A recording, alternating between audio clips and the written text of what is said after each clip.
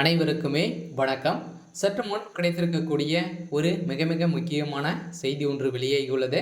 சற்று முன் செந்தில் பாலாஜி சிறையில் அடைப்பு, உச்சநீதிமன்றம் இறுதி தீர்ப்பு, இது மாதிரி வந்து செய்திகள் வந்து இப்போ வந்து பார்த்தீங்கன்னா வெளியாகி இருக்கு.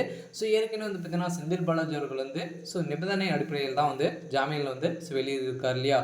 இதை தொடர்ந்து தான் உச்சநீதிமன்றம் வந்து பார்த்தீங்கன்னா இப்போ வந்து ஜாமீனில் வெளிவந்த ஒரு 3 நாட்களே அமைச்சராக பொறுப்பேற்றது ஏன் அப்படின்ற மாதிரி வந்து பார்த்தீங்கன்னா செந்தில் பாலாஜி தரப்பிற்கு கேள்வி எழுப்பியிருந்த நிலையில் தான் இந்த கேள்விக்கு பதிலளிக்க வேண்டும் என உத்தரவிட்டிருக்காங்க.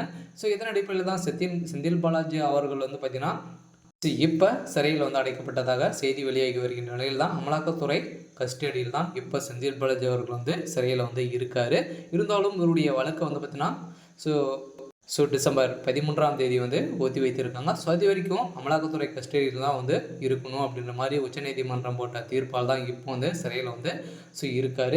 இருந்தாலும் எதனால் சிறையில் வந்து இருக்கார் அப்படின்னு பார்த்தீங்கன்னா, இவர் வந்து சாட்சிகளை அனைத்தையுமே வந்து இந்த வழக்கு வந்து முடிக்கணும் அப்படின்ற மாதிரி வந்து பார்த்தீங்கன்னா உச்சநீதிமன்றம் வந்து ஏற்கனவே தீர்ப்பு வந்து கொடுத்துருக்கும் நிலையில் தான் இப்போ அவர் சிறையில் வந்து பார்த்திங்கன்னா ஒரு 10 நாட்களாகவே வந்து வைத்து வரும் நிலையில் கூடிய விரைவில் இந்த வழக்குக்கு தீர்ப்பு வந்து வந்துடுச்சு அப்படின்னா எத்தனை ஆண்டு சிறை தண்டனை அப்படின்றத உச்சநீதிமன்றம் வந்து பார்த்தீங்கன்னா தீர்ப்பு வந்து வழங்க போகிறாங்க.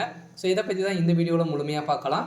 அதுக்கு முன்னாடி நம்ம சேனலுக்கு வந்து இப்போ தான் நீங்கள் நம்ம சேனலுக்கு வந்து முதல் முறையாக வந்திருக்கீங்க அப்படின்னா மறக்காமல் நம்மளுடைய சேனலை சப்ஸ்கிரைப் பண்ணிக்கோங்க. வாங்க வீடியோக்குள்ளே போகலாம். செந்தில் பாலாஜி அவர்கள் வந்து பார்த்தீங்கன்னா ஏற்கனவே வந்து பார்த்தீங்கன்னா அதிமுகவில் இருக்கும்போது தான் வந்து போக்குவரத்துறை அமைச்சராக வந்து இருந்தார். அப்போ வந்து பார்த்தீங்கன்னா எதிர்கட்சி தலைவராக தான் வந்து இருந்தார் இல்லையா. அப்போ வந்து பார்த்தீங்கன்னா ஸ்டாலின் அவர்களும் செந்தில் பாலாஜி அவர்கள் வந்து பார்த்தீங்கன்னா எதிர்கட்சி அமைச்சராக தான் இருவருமே வந்து இருந்தாங்க. இதை தொடர்ந்து தான் இப்போ வந்து பார்த்தீங்கன்னா செந்தில் பாலாஜி அவர்கள் வந்து திமுக வந்து இணைந்து அப்போ வந்து பார்த்தீங்கன்னா சட்டத்துக்கு விரோதமாக பண பரிமாற்ற வழக்கில் வந்து பார்த்தீங்கன்னா ஒரு 30,000 கோடி ஊழல் வந்து செஞ்சிருக்காரு அப்படின்ற மாதிரி வந்து பார்த்தீங்கன்னா ஏற்கனவே வந்து செய்தது.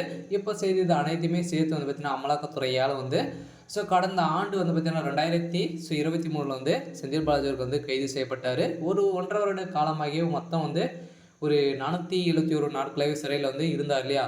இதை தொடர்ந்து தான் வந்து பார்த்தீங்கன்னா அவருக்கு வந்து பார்த்தீங்கன்னா சிறையில் இருந்து நிபந்தனை அடிப்படையில் ஜாமீன் வழங்கியிருந்த நிலையில் வந்து பார்த்தீங்கன்னா இப்போ வந்து செந்தில் பாலாஜி அவர்களுக்கு வந்து திடீர்னு வந்து இவருடைய வழக்கில் வந்து பார்த்தீங்கன்னா ஜாமீனை வந்து ரத்து செய்த சம்பவம் தான் பெரும் அதிர்ச்சியை வந்து ஏற்படுத்தியிருக்கு.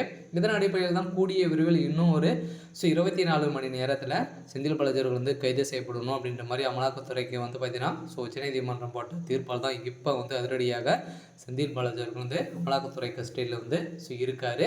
அதனால் கூடிய விரைவில் செந்தில் பாலாஜி அவர்கள் வந்து சிறைக்கு வந்து செல்வார் அப்படின்ற மாதிரி தான் வந்து பார்த்தீங்கன்னா பேசப்பட்டு வருகின்ற நிலையில் தான் திமுகவை சேர்ந்த அமைச்சர்களும் வந்து பார்த்தீங்கன்னா இது வரைக்கும் ஒரு 7-8 அமைச்சர்கள் வந்து சிறைக்கு செல்வார்கள் அப்படின்ற மாதிரி தான் சொத்து குவிப்பு வழக்கில் சிக்கிய அனைவரையுமே சிறைக்கு செல்வார் தான் அப்படின்ற மாதிரி வந்து பார்த்திங்கன்னா பாஜக வந்து கடும் விமர்சனங்கள் வந்து எழுப்பி வரும் நிலையில் இப்போ திமுகவுடைய கதை ஒட்டுமொத்தமாக முடிய போகுது.